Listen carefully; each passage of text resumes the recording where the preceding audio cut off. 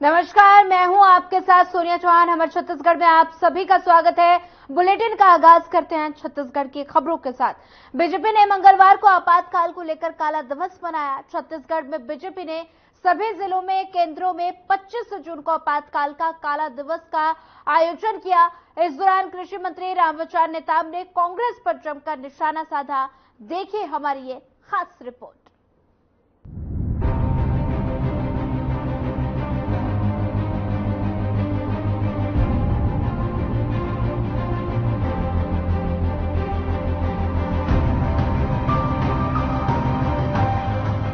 BJP ने आपातकाल के विरोध में काला दिवस मनाया और इस दौरान कृषि मंत्री रामविचार नेताम ने कांग्रेस पर जमकर निशाना साधा। उन्होंने कहा कि कांग्रेस पार्टी के नेता और कांग्रेस के शहजादे ने देश भर में घूम घूम कर प्रधानमंत्री नरेंद्र मोदी के बारे में जनता के बीच अफवाह फैलाने का प्रयास किया।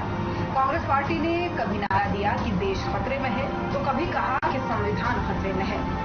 आज आपातकाल का काला दिवस के रूप में भारतीय जनता पार्टी के द्वारा मनाने का निर्णय हमारा देश के कार्यालय हम सब यहाँ उपस्थित होकर के जो हमारे दिशा बंदी रहे उस समय के घटनाक्रम के बारे में उनकी बात को सुनकर जेल के जो जिस प्रकार की उन्होंने दिशा को देखा है, झेला है, उस तकलीफ को बयां किया है। मैं समझता हूं कि ये पीढ़ी और आने वाली पीढ़ी के लिए यादगार भी रहेगा कि किस प्रकार से कांग्रेस जब जब सत्ता में आती है तब तक इस मानसिकता से ही ग्रसित होने का किस प्रकार से इस लोकतांत्रिक देश में आपातकाल लागू करके लाखों लाख निर्दोष देश के गणमान्य नेताओं को जेल में डाला गया, यातनाएं दी गई, बुरी तरह से उन्हें मारा गया, खाने के लिए दाने के लिए मोहताज होना पड़ा। इन सभी बातों को लेकर के आज हम लोगों ने यहाँ पे चर्चा किया है। ये आज का दिन ये कार्यक्रम करने से उस आपातकाल में जो यातनाएं झेले उन निशाबंदियों के प्रति हम सब सम्मान व्यक्त करते हैं, उनको अभिनंदन करते हैं। आज उन्हीं के जो नींव का पत्थर एक तरफ से बने उसी नींव में आज भारतीय जनता पार्टी आज इतना बुलंद इमारत देश में उन समस्त जनों को हम सब नमन करते हैं, प्रणाम प्रकार की कांग्रेस पार्टी देश के संविधान के साथ देश में आपातकाल जैसे काला अध्याय लाया गया, उन सबको आज के दिन में ताजा हो रहा है कि कांग्रेस उसी मानसिकता का है और देश की जनता ऐसी मानसिकता वाले पार्टी को कभी भी आने नहीं देगी, सत्ता से दूर। आप लोग काला घूम भी रहे हैं और लेकर उसी में सोएंगे। उनकी मानसिकता देश की जनता को पूरा, देश की जनता को उनके सामने इतना दो अवसर है कि कांग्रेस पार्टी इस चुनाव में लागू और उससे पहले भी अत्याचार करके तमाम कर दिया। क्या सरकारी के नाम पर बनने के बाद जो सरकार रही सरकार का हिसाब किया, अभी योगी सरकार में हो सकता है। अभी योगी के बाद रहे कांग्रेस की सरकार, रुपये बगैर सरकार, उससे कई गुना अधिक अत्याचार सरकार पार्टी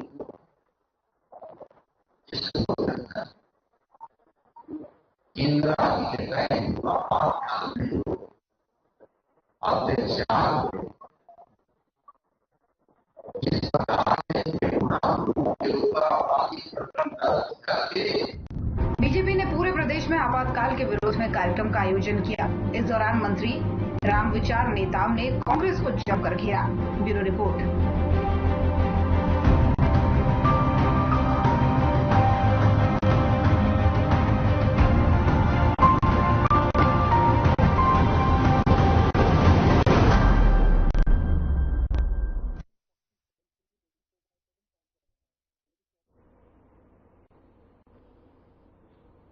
लगातार तीसरी बार पीएम मोदी के प्रधानमंत्री बनने पर और केंद्र में एनडीए की सरकार बनने पर मतदाताओं का आभार जताया गया और इसी खुशी में भाजपा पूरे देश में मतदाता अभिनंदन कार्यक्रम करने जा रही है। इन कार्यक्रमों को संचालित करने के लिए बनाई गई समिति में छत्तीसगढ़ से बनाई गई समिति के संयोजक भाजपा प्रदेश महामंत्री संजय श्रीवास्तव ने बताया कि 27 जून से 14 जुलाई तक हर विधानसभा में मतदाताओं का अभिनंदन कार्यक्रम रखा जाएगा। प्रत्येक विधानसभा में 2000 से ज्यादा मतदाताओं के सम्मेलन संचालित कर उन्हें तिलक लगाकर, पटका पहनाकर, शॉल, श्रीफल देकर सम्मानित किया जाएगा। लोकसभा चुनाव के अंदर में प्रदेश की जनता ने, देश की जनता ने बीजेपी को आशीर्वाद दिया है, जिसके कारण लगातार तीसरी बार सरकार में है और एनडीए की सरकार तीसरी बार यहां पर बनी है। ऐसे समय में बीजेपी का केंद्रीय नेतृत्व ने इस बात को तय किया है कि जो मतदाता लगातार हमको समर्थन दे रहे हैं, हमको आशीर्वाद दे रहे हैं, उनके प्रति भी हमें आभार प्रकट करना चाहिए, उनका सम्मान करना चाहिए। इसलिए एक नया प्रकार का कार्यक्रम पहली बार कि हम मतदाता अभिनंदन जो यात्रा है, मतदाता अभिनंदन कार्यक्रम की रूपरेखा हमने बनाया है। पूरे देश के सभी लोकसभा क्षेत्रों में जहां पर लोकसभा में भाजपा का प्रत्याशी खड़ा हुआ, चाहे वो जीता हो चाहे वो हारा हुआ हो, उस लोकसभा के प्रत्येक विधानसभा में एक हम इस तरह के कार्यक्रम का आयोजन करेंगे। बड़ी संख्या में जो मतदाता रहेंगे और उनका अभिनंदन का कार्यक्रम होगा। हमारी सरकार ने 10 साल में क्या किया है उसकी चर्चा करेंगे और जो संकल्प हमारा 2047 का है कि विकसित भारत और विकसित प्रदेश होना चाहिए, इसके बारे में भी चर्चा करेंगे। आम मतदाताओं के साथ में मिलकर उनकी भी राय मशवरा लेंगे। तो एक अभिनव कार्यक्रम की रूपरेखा बनी है जो 27 जून से प्रारंभ होकर 14 जुलाई तक चलेगी। बीजेपी ने चुनाव के दौरान जो वादा जनता से किया था अब उसे निभाया जा रहा है। चुनावी दौर में बीजेपी ने जनता से अयोध्या धाम ले जाकर रामलला के दर्शन करने का वादा किया था और इसी को लेकर दुर्ग रेलवे स्टेशन से अयोध्या के लिए स्पेशल ट्रेन को रवाना किया गया। इसी पर हमारी ये खास रिपोर्ट देखिए।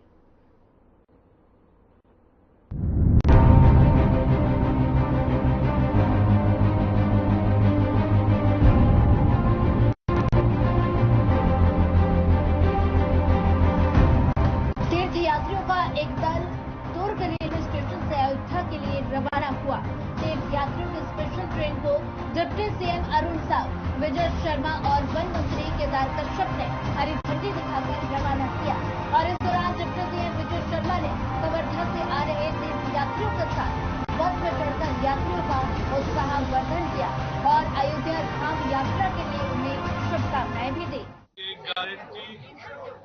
विष्णुदेव साय जी के नेतृत्व में पूरी हो रही है। छत्तीसगढ़ वासियों को रामलला दर्शन करने के लिए आज ये ट्रेन हम लोगों ने हरी झंडी दिखाकर रवाना किया है। यात्रियों को शुभकामनाएं दी है उनके सफल सुखद यात्रा की।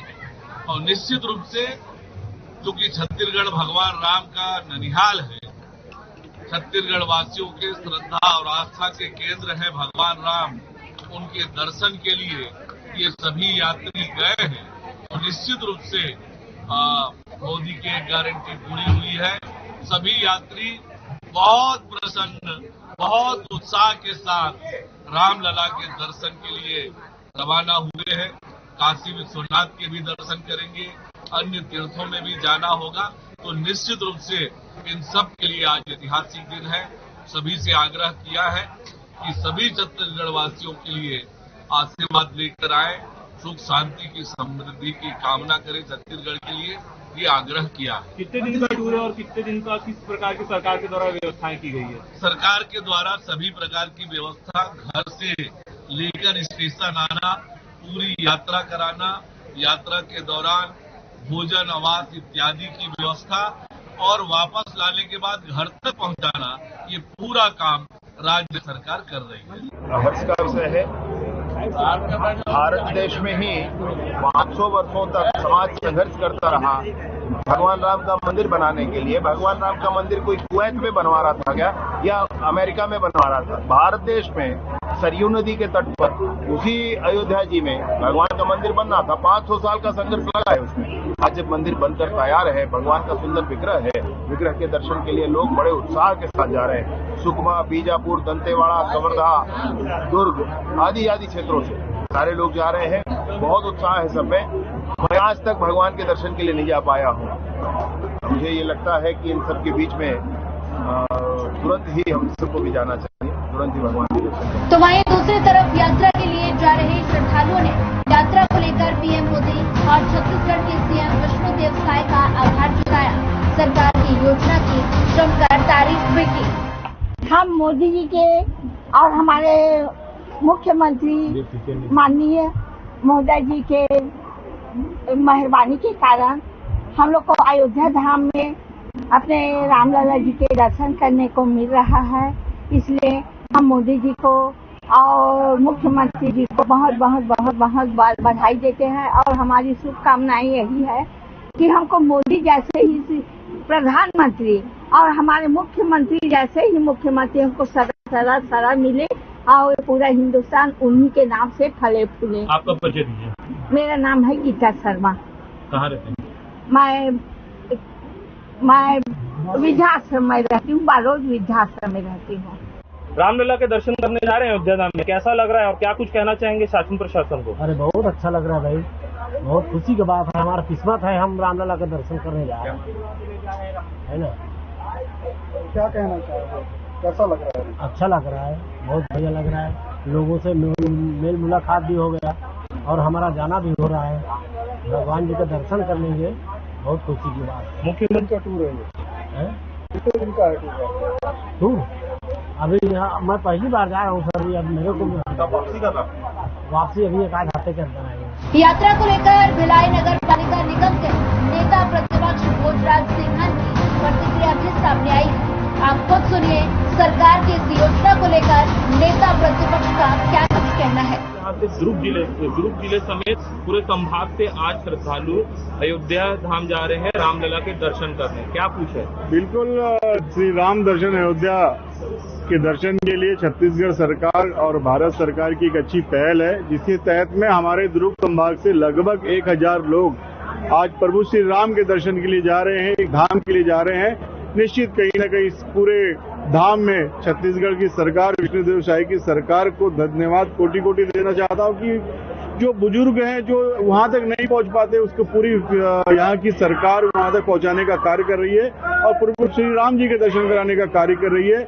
एक योजना के साथ साथ में एक धाम भी है और एक अपने आप में एक लोगों को वहां से आने का एक अच्छी सुख की अनुभूति होती है। मुझे ऐसा लगता है कि इस धाम से बहुत सारे लोगों को आने वाले समय में अब अपने जो नहीं कर पाते धाम, उनको धाम करने का मौका मिलेगा। बता दें कि सत्ता में आते ही बीजेपी ने अपने घोषणा पत्र में किए वादे को पूरा करते हुए अयोध्या धाम के लिए करीब 850 से ज्यादा तीर्थ यात्रियों के जत्थे की तीसरी स्पेशल ट्रेन को दुर्ग रेलवे स्टेशन से रवाना किया। सरकार के इस कदम से श्रद्धालुओं में काफी खुशी है। Bureau report.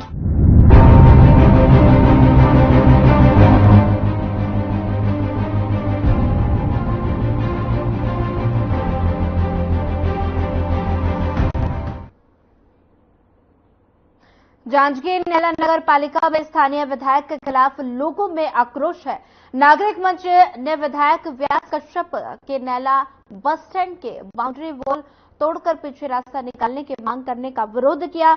उन्होंने कहा कि अवैध प्लॉटिंग करने की नीयत से एक बार फिर सरकारी संपत्ति को नुकसान पहुंचाया जा चुका है और इसको लेकर नगर पालिका के उपाध्यक्ष और नागरिक मंच ने कलेक्ट्रेट को ज्ञापन सौंपा और बस स्टैंड की सुरक्षा के लिए बाउंड्री वॉल बनाने की मांग की और साथ ही वॉल तोड़ने वालों के खिलाफ सख्त कार्रवाई करने की भी मांग की है।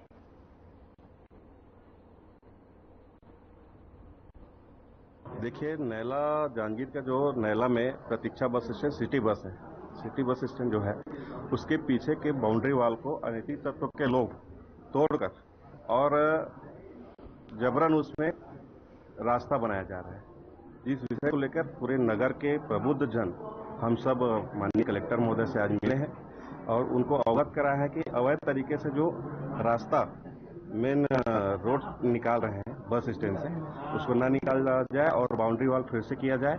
अगर ऐसा करते हैं तो हम लोगों के द्वारा आने वाले समय में उग्र प्रदर्शन और आंदोलन करना पड़ेगा, क्योंकि अवैध रूप से जो घुसपैठी टाइप के जो लोग हैं वो लोग वहाँ पे अवैध रूप से पीछे में कब्जा करके रखे हैं और कॉलोनी बना के रखे हैं। इसको बंद करने के लिए और जबरदस्ती जो बाउंड्री जो बना हुआ था हमारा नगर पालिका से बस स्टैंड का, उसको तोड़ दिया गया है।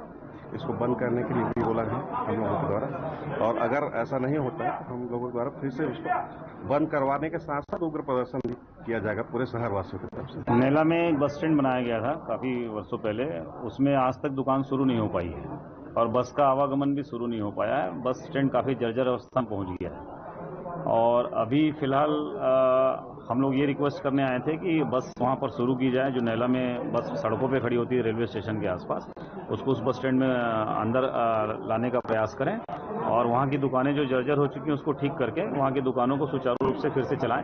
वहां का आवंटन जिनको दिया गया था उनको नोटिस दी जाए कि भाई दुकानें शुरू करें, और अगर वो दुकान शुरू करते हैं तो आवंटन निरस्त कर फिर से नया आवंटन किया जाए।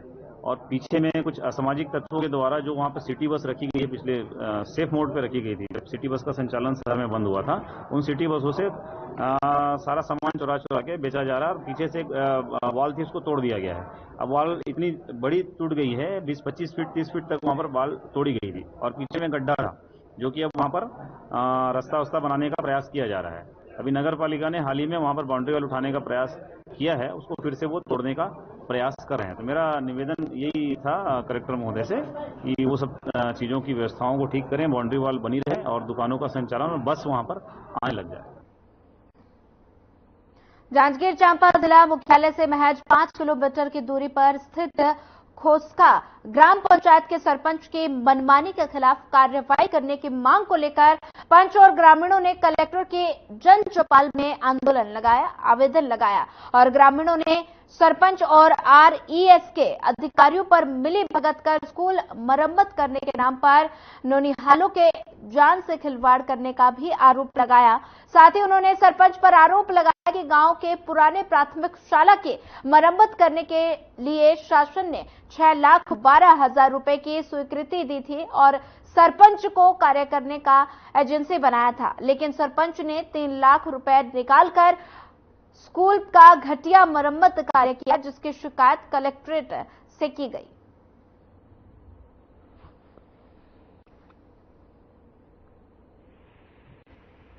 स्कूल समस्या लेकर आए थे, जो कि पूर्व में शिकायत कर गए थे, जिसके जांच अधिकारी आए थे। जांच अधिकारी द्वारा अनियमितता पाया गया है। अनियमितता पाने के बावजूद भी सरपंच, सचिव और इंजीनियर पर कोई कार्रवाई नहीं किया जा रहा है, जिससे हम लोग बार बार आ रहे हैं कलेक्टर ऑफिस। अब हम लोग ओवरब्रिज के जो मुख्य मार्ग है वहाँ पर हम लोग पुतला दहन करेंगे और चक्का जाम करेंगे। पंचायत में आज तक किसी भी कार्य में सूचना पट्टा नहीं लगा है और ताकि जो रोड बना है, बंधवतला रोड बना है, उसमें पूर्ण नहीं हुआ है और पैसा निकाल लिया गया है सचिव सरपंच द्वारा। बहुत ज्यादा भ्रष्टाचार हुआ ग्राम पंचायत खोखसा में, तक उसका शिकायत करके थक गए हैं। अगर इस पर कुछ कार्रवाई नहीं होता है तो हम लोग ओवरब्रिज के मुख्य मार्ग में धरना प्रदर्शन करने के लिए करेंगे। पूरा ग्रामवासी आए हैं ग्राम पंचायत खोखसा के कार्रवाई के लेके। यहाँ 15 साल से सरपंच है यहाँ राज करके, और 15 साल से जो भी नाली वाली जो भी सीसी रोड का पैसा आता है उसको ये सब बंद कर दिया गया है। और कलेक्टर साहब को हम लोग कार्रवाई करने के आवेदन कई बार लगाए हैं, जिस पर कार्रवाई आज तक नहीं किया गया। और हम लोग चाह रहे हैं, अगर आज भी बोले हैं कलेक्टर साहब को, जन सूचना में आए थे हम लोग, तो बोले हैं कि कार्रवाई कर रहे हैं, उस पर करेंगे। तो मैं चाह रहा हूँ अगर एक सप्ताह के अंदर में नहीं होता है तो हम लोग चक्का जाम धरना प्रदर्शन मेन रोड नेशनल मतलब ओवर ब्रिज के पास चक्का जाम धरना प्रदर्शन करेंगे। बीच में जांच टीम भी गई थी, जांच टीम गया था लेकिन दोषी पाया है, लेकिन अधिकारी द्वारा उसको बचाया जा रहा है, सरपंच सचिव को, इंजीनियर को। तो जो जांच टीम थी उसको जो स्कूल भवन है उसको मरम्मत करने के लिए आदेशित किया गया, फिर भी अभी तक 15 दिन का विनोद राज ने बयान दिया है जिसमें दोषी पाया गया है उसको, तो बोला कि मैं 15 दिन में भवन को तोड़वा के इसमें कार्य करवाऊंगा करके बोला था, लेकिन आज तो 3 महीने हो गया। अभी क्या स्थिति, यदि वो जर्जर भवन तत्काल मरम्मत नहीं होगी तो बच्चे के पढ़ाई में अवरोध होगा? स्कूल खुलने के समय आ गए, 26 तारीख को स्कूल खुलेगा, वहाँ छोटा छोटा बच्चे जाएगा पढ़ने के लिए, कभी भी घटना हो सकता है। इतना बड़ा भ्रष्टाचार तो मैं कई ग्राम पंचायत में नहीं देखा, जहाँ हमारे ग्राम पंचायत खोखसा में देख रहा हूँ 15 साल से। कुल मिलाकर कहा जाए तो आप लोग सब आए क्या चाहते हैं? हम लोग चाह रहे हैं कि उसके ऊपर कार्रवाई हो, उसको सस्पेंड किया जाए, सचिव सरपंच को और इंजीनियर को। अगर नहीं होता है तो हम लोग धरना प्रदर्शन चक्का जाम करेंगे।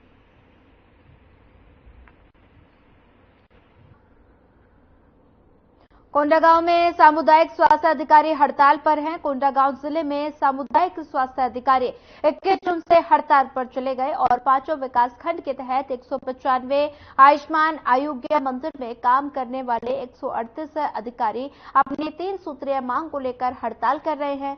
स्वास्थ्य कर्मियों का कहना है कि आंदोलन पर जाने के पहले विभागीय मंत्री विभाग के अधिकारियों को अपनी मांगों के संबंध में ज्ञापन भी दिया गया है, लेकिन कोई कार्रवाई नहीं हुई।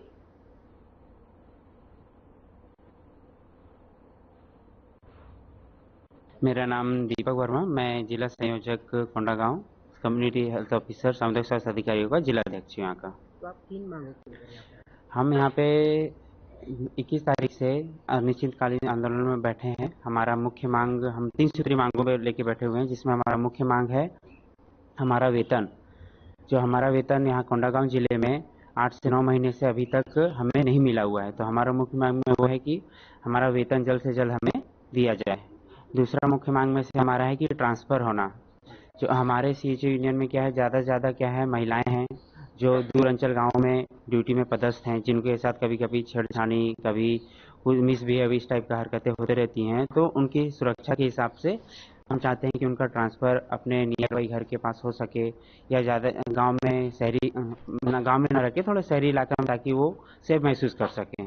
और तीसरा मुख्य मांग है हमारा कांकेर जिला के जो जिलाध्यक्ष हैं वहाँ के पवन वर्मा सर, उनको बिना किसी जानकारी के, उनके बिना किसी नोटिस वगैरह कुछ नहीं दिया गया, उनको बिना किसी जानकारी के उनको जॉब से निकाल दिया गया है, तो उनको जल्द से जल्द जॉब में वापस लिया जाए। ये हमारे 3 मुख्य मांगे हैं। हमारा जो मुख्य काम होता है, जो हमारा सामुदायिक स्वास्थ्य अधिकारी जो यूनियन है, उसका सबसे मेन काम होता है एनसीडी जो होता है ना, गैर संचारी बीमारियों का जांच करना, जैसे बीपी शुगर का जांच करना रहता है ना, और कैंसर वगैरह का ट्रीटमेंट होता है, जांच होता है, वो सब चीज़ें पूरी तरीके से प्रभावित होंगी। अभी बहुत सारे प्रोग्राम चल रहे हैं, जैसे एचबी जांच हो गया, सिकल सेल के जांच हो गया, आयुष्मान कार्ड बनाना हो गया, ई संजीवनी हो गया, ये सब पूरी तरीके से अभी ऑनलाइन कार्य बंद है। आप देख रहे हैं स्वास्थ्य विभाग के 4थे दिन की हड़ताल पे यहाँ पे। इनकी हड़ताल से काफ़ी मरीजों और अन्य विभागों पे, जैसे इनके तरफ जो मरीजों को टेस्ट में उनको कई प्रकार के जो मरीजों को उनको समस्या हो रहा है। ईशेंद्र पटेल की रिपोर्ट, हर खबर छत्तीसगढ़ के लिए।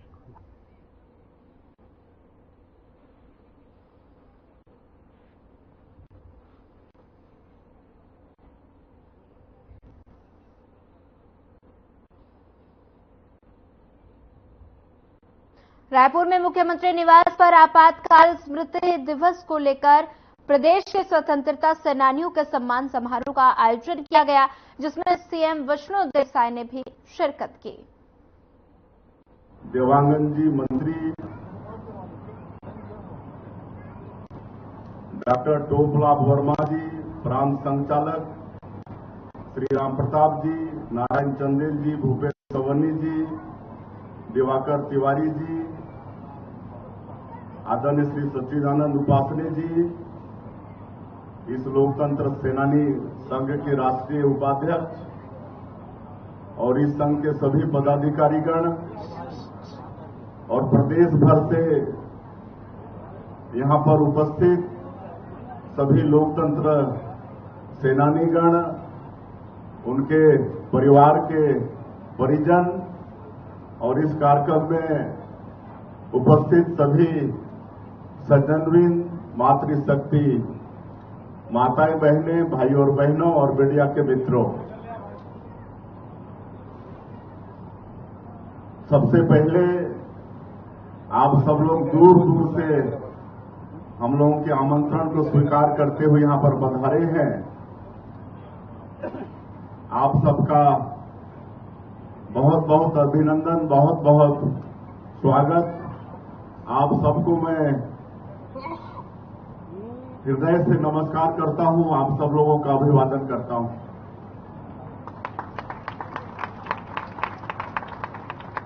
पच्चीस जून को आपातकाल के यादगार में काला दिवस मनाते हैं और कल पूरे देश में काला दिवस मनाए।